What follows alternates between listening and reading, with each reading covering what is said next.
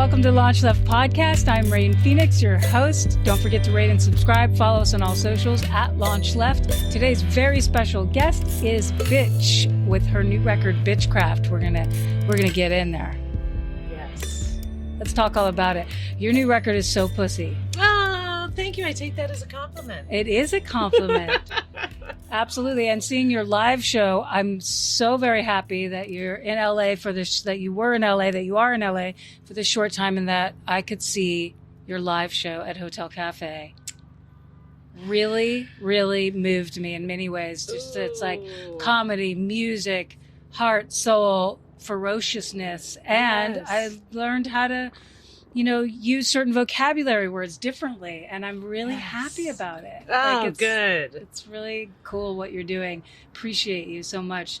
Tell us you. about the evolution of Bitch. I know you've been in music for a while. Do you want to kind of go through that with our listeners and watchers? How you came to be in music from an early age? Sure. Yeah. I've always been a musician. My mother is a tap dancer. And so she ran a tap dancing school in our basement my whole life. So I've always been tap dancing, which of course is very musical. And I heard the violin being played on Sesame Street when I was 4. And I just became instantly obsessed. And I begged my parents to let me play one. And that kind of became this lifelong relationship that I had. Of course, a lot of people, I studied classical because that's kind of like what people know to do, I think, with kids who are interested in instruments. So I studied classical my whole life. And then, I left home and had some feminist revelations and realized that so much of my life I have been a very quiet person and very shy. And the violin was definitely something that did a lot of talking for me. And weirdly, when I went to college, I kind of put my violin away for a while and started studying acting. And in that process, I feel like I kind of came into my body in a different way. And I met my first bandmate, Animal, who was this total wild child. And we named each other. I named myself Bitch as a way to reclaim this word that is used to insult powerful women who take up space. And I was having, all sorts of, like I said, feminist revelations about how I had been kind of raised to keep myself small. And so reclaiming and naming myself Bitch was this way to rebel against that. And so my first band, Bitch and Animal, we, came right out of acting school, and we did not think of ourselves as musicians. We used to just take mushrooms and play music together, and we felt like we were making feminist theater. And our idol, Ani DeFranco, heard us pretty quickly in our trajectory as a band. We had just made a little 4-song cassette tape, and we somehow got it to her, and she took us on tour, and it kind of blew up our artist life. And I always thank her for that, because I really feel like she gave me, access to an artist's life. So it was kind of when we were on tour with her and we made an album with her, and people started referring to us as musicians. And I'm like, oh, I guess we're a band. We thought we were thespians. So, that's kind of what began my journey as a professional musician and a traveling wild artist. And then Animal and we made 3 albums together, and then went our separate ways, and I kept the name Bitch and kept going. And I've made, quite a few records since. And this one kind of has all my heart and guts and soul in it. I took a break for a long time. I was kind of just, ever since Bitch and Animal, I was just on tour all the time, releasing records every 2 years, this kind of thing. And after a while, I just went, I gotta stop, And I stopped for a while. And so this is kind of what came out of that, resting place, or like a stillness that I hadn't had since I was, well, really I'd never had. So, yeah, Bitchcraft kind of came out of that, a very still place where I could honestly, like, think about the biggest side of myself that I could possibly express through audio. And that's what Bitchcraft feels like it is. Wow. Well, I'm glad you did, because I really love the record. Oh, thank really, you. Really. And I hope everybody gets a chance to hear it. And so what was the name of the band you were in with your friend Animal? Did you have a name? Bitch and Animal. Bitch and Animal. Yes, okay. yes. Okay. We were a duo. That. Okay, great. Yeah. And from that experience of touring and working with Annie DeFranco so much, did that inform, like, I know that you said that's when you realized you were a musician, but did that sort of change how you made music, how it came to you? Were you more professional about it suddenly? Did you go and lock yourselves in rooms and, you know, or was it just like, no, now I'm a musician and this is how I make art, and you just did it your way? It was kind of like that. It was like, I think by having her scoop us up and validate what we were doing, I think it validated our process, and I still have the same process. You know, I carry a spiral bound notebook everywhere I go. I still write by hand, you know, record little melody ideas in my phone. You know, it's very informal and, you know, just kind of when the goddess moves me, you know, that kind of thing. Mm-hmm. And, yeah, I've never really changed that. Do you still have lifelong friends from that time? Yeah. Yeah. Yeah. It's a formative time to make music and make art together. And so, of course, you do. Yes. And your parents, what do they think of your trajectory? Have they always been supportive? Yeah. I think, you know, yes, they've been supportive. My mom always says, my parents are both English, and my mom always says, "You've got such a lovely name. I mean, why bitch?" You know, she's always just like, "Oh God, you know, why can't you? Did you have to be so rebellious?" I mean, right. Even now with dealing with the internet and, you know, it's pretty complicated naming yourself bitch. And had I, you know, anticipated the internet, I'm pretty sure I might not have made that choice. You know, so even now she'll be like, "It's not too late to change," you know. But no, they've been very supportive. Like I said, my mom is an artist, you know, a tap dancer and musical theater queen. I think my dad did not love the idea of me going to acting school, you know. Everybody thought I was going to go to music school and be like a symphony player, that kind of thing, with a steady job, you know. Mm-hmm. It's only like, you know, the last few years that you're like, oh, right, yeah, steady job. That would have been smart. Mm.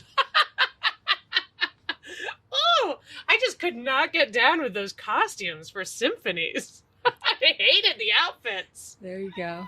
So you are classically trained violinist. Wow. Mm-hmm. Now tell me, as a musician, do you prefer the road or the studio, or are they, you know, together? Good question. That only a musician understands. Yeah, God, sometimes I feel like I'm Jekyll and Hyde. Like, I love it's like the road is the extrovert. It feeds the extrovert, and the studio is my hermit side.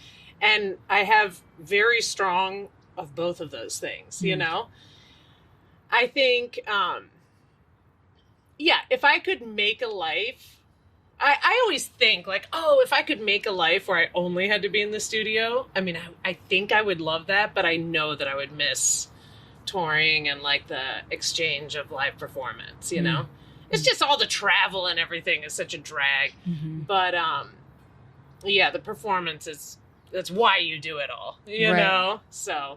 And do you think that has a lot to do with the relationship with the audience? It seems like from your shows that a lot of it is this collaboration of sorts. Yes. Energetically, at least. Yes. I love that you picked up on that.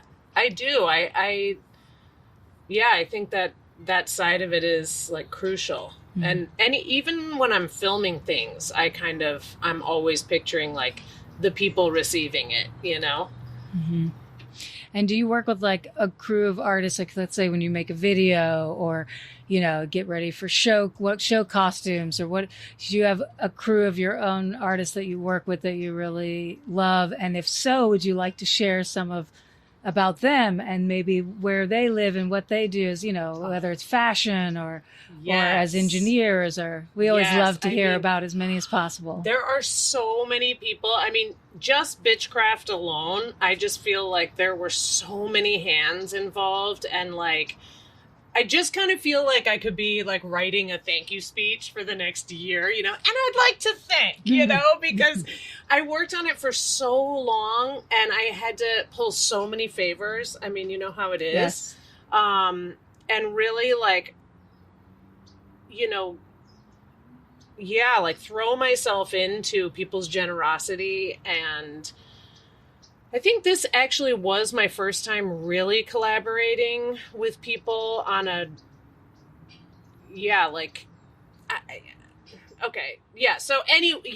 there have been so many people that have had hands in this. I mean, from a production level, Roger Paul Mason.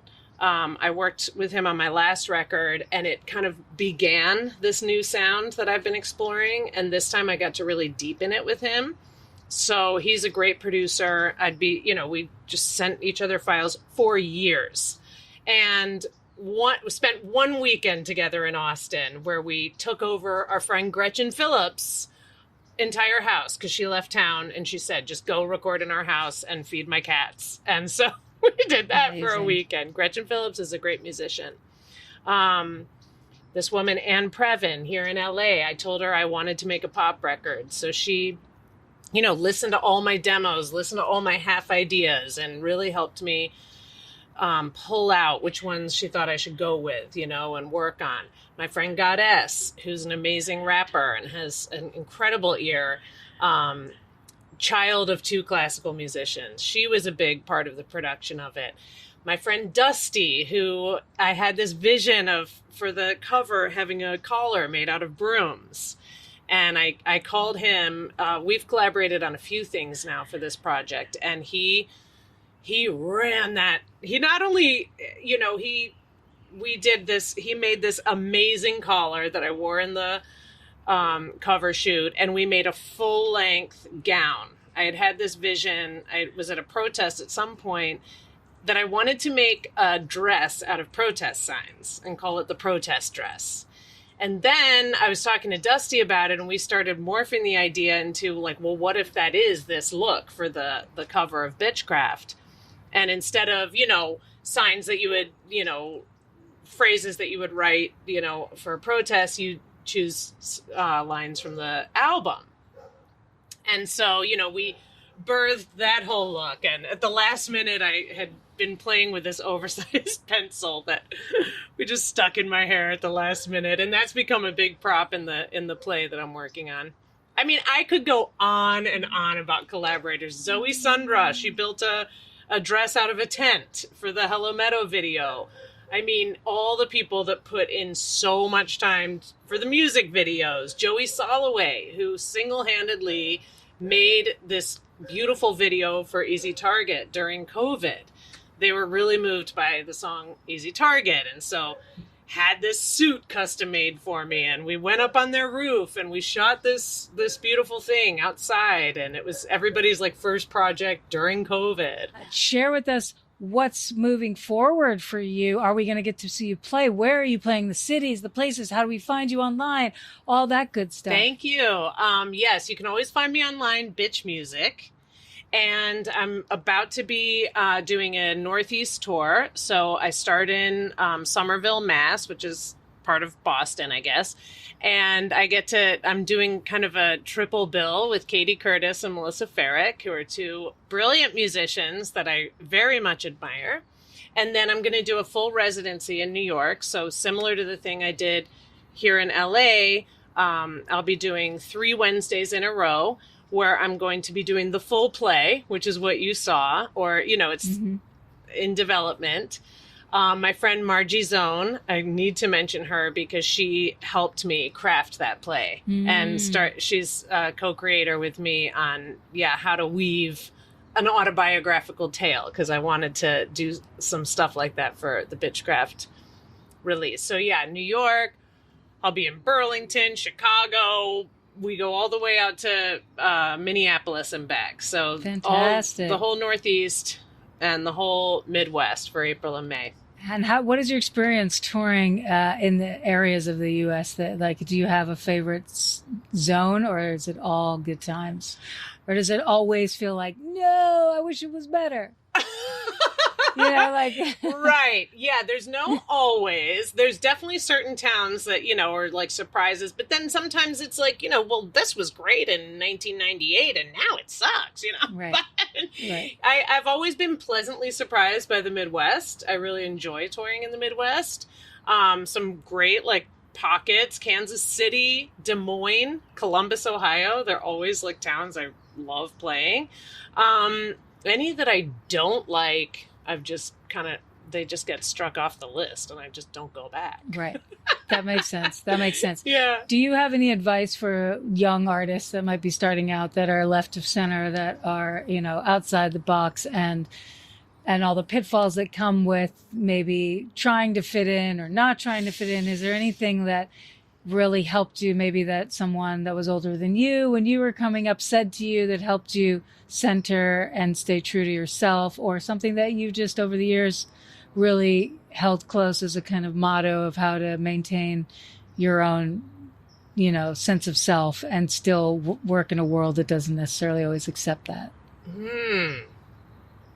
Yeah, I mean, great question. And I feel like in a way, the answer is right there, because that is my main question. And it's still something I struggle with when you are collaborating, because how to maintain, okay, who am I? Like, would I wear that lipstick? Like, do I want to look like that? You know, you really have to be in a constant conversation with yourself. Like, you know, and then trusting your collaborators too, to make, you know, I would say, like, you know, make it clear who you are, and then also, you know, try to trust other people too when they want to add their magic to it. Definitely don't name yourself a curse word for the internet. Don't do that. Just to keep it easy. Yeah, I'm assuming, I don't want to cut you off if you have more advice, but I'm assuming that's been tough for social media reasons. Oh, God, it's such a pain. Yeah. It's so funny, too, because I do say this in my show. I know you know, but, you know, bitch actually isn't one of the FCC words. So you actually can use the word bitch a lot. But then, you know, every company gets to decide what is appropriate and what you can advertise. And, oh, my God, it's such a pain in the ass. So, yeah, I don't recommend it. I like to say it rhymes with witch. I don't know. So if you see me in 10 years and I'm going by Cassandra, I mean, you'll know why. Oh my gosh, true. Do you know a lot about Salem and the witches and the trials? Have you done your research? I assume you have. I mean, you know, to throw that broom around so much. Yeah.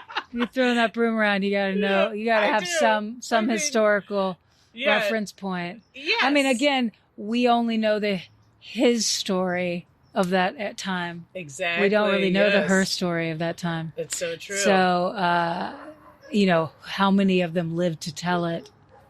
Right. We don't know. Yeah. So again, even what went down might, you know, even if you did know everything there is to know, you might just be repeating history. Yes. Yes. Right? That is a fact. Yeah. But when you think about it, for whatever reason, the female animal, the feminine, was so powerful, the goddess of that era, and so terrifying to the dominant paradigm that needed to exert itself. Yes. That they literally drowned, burned, and tortured thousands of women for practicing herbalism and magic that we're all connected to and can practice right now, and that isn't and wasn't based in some evil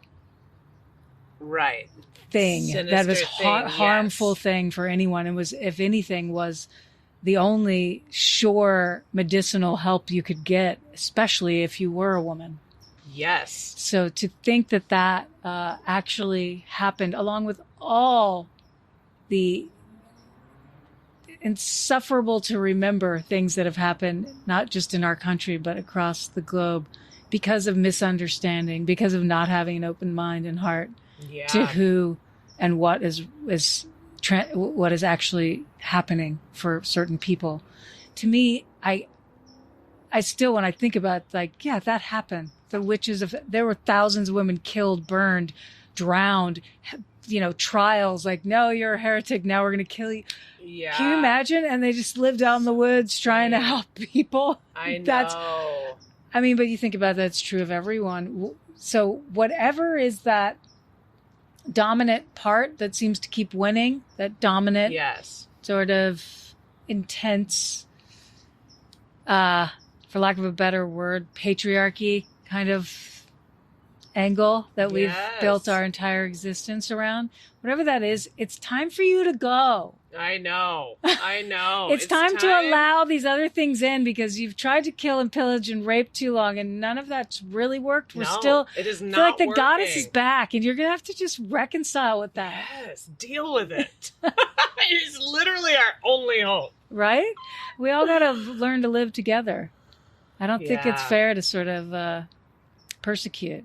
No. So on a lighter note, you're on Kills Rock Stars, is that right? Yeah. What a cool label. Yep. Do you enjoy them? Have they been kind to you? Or they? Yes. They seem like they're artist supportive. Very artist friendly. Yeah. Yes. And I have so much respect for them. They've got kind of this legendary catalog, and I worked with them. My first album I put out as a solo artist was with them. And so it kind of feels like full circle to be doing this, because in a way I feel like this is the beginning of a new era for me. The fact that I took a break for so long, and so to have Slim Moon is the person who started the label, and I just have so much respect for him, and we have a really good friendship, and I love so many of the artists that he puts out, and awesome. Yeah, very honored. Is there a single album that was incredibly meaningful to you as a young adult, or a person that really woke you up? First three that came to my mind: Sinead O'Connor, Lion and the Cobra; Joni Mitchell, Blue; Tracy Chapman, the one with Fast Car. Do you remember the age with which you experienced those? They were all kind of like, late teens, early 20s. Was there a particular person who turned you on to that music, or did you find it yourself? Ooh, somehow I think I found those things myself. Although my sister is the first person she's the one who turned me on to Ani DeFranco, who was also a huge influence on me. And she mailed me her cassette. So cool. Cassette. Yes. I was going to say, what format did you listen to those albums on? Yeah, those other ones, those must have been cassettes. Cassette. Yeah. Oh, I love it. We were just talking about cassettes. Apparently there was a cassette video camera somehow. So has your opinion of those records changed at all since you first heard them and they were formative for you? No. Still absolute genius. Yes. People can find me at Bitch Music, come out for the shows, and be on a lookout for hopefully some sort of theater manifestation of the full play soon. For sure. Yay. Thank you for being on the show. Thank you, Rain. So nice to be here. Lucky to have you. Thanks for having me. And have a great tour. We'll see you out on the road. I can't wait. Thank you. Hey, I'm Bitch, and this is my song Pages from my album Bitchcraft. In the notebook of my life, this line is so painful to write. I never did dream I'd be without you tonight. That chapter, how it ended, my heart broke and it bended. The weight so great, put me back out of place, and I probably won't ever mend it. And it's okay, I'm alright. I keep telling myself to keep it light. I'm fine, it's just time. I know that you were never mine, and you will always be a permanent marker on me. And I will always be searching for you. These are the pages I'm in. And now a new one begins.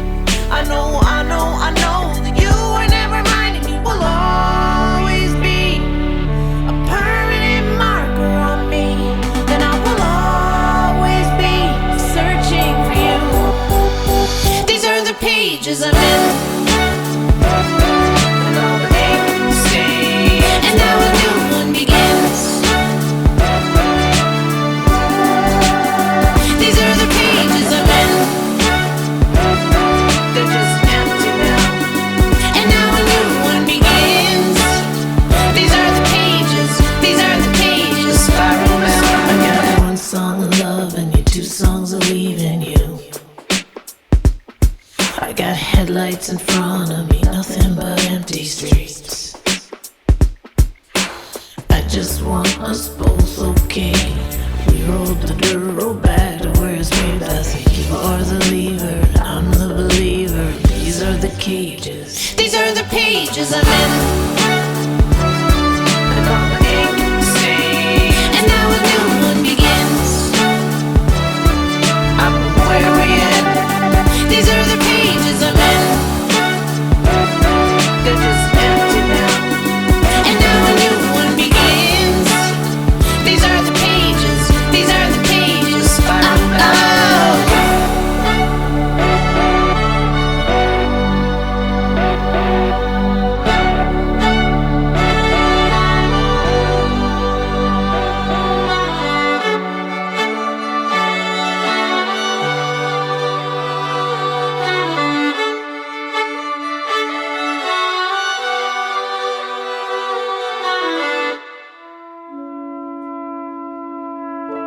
LaunchLeft aims to create an intentional space that highlights and empowers all artists for whom radical creativity is not a choice, but a necessity.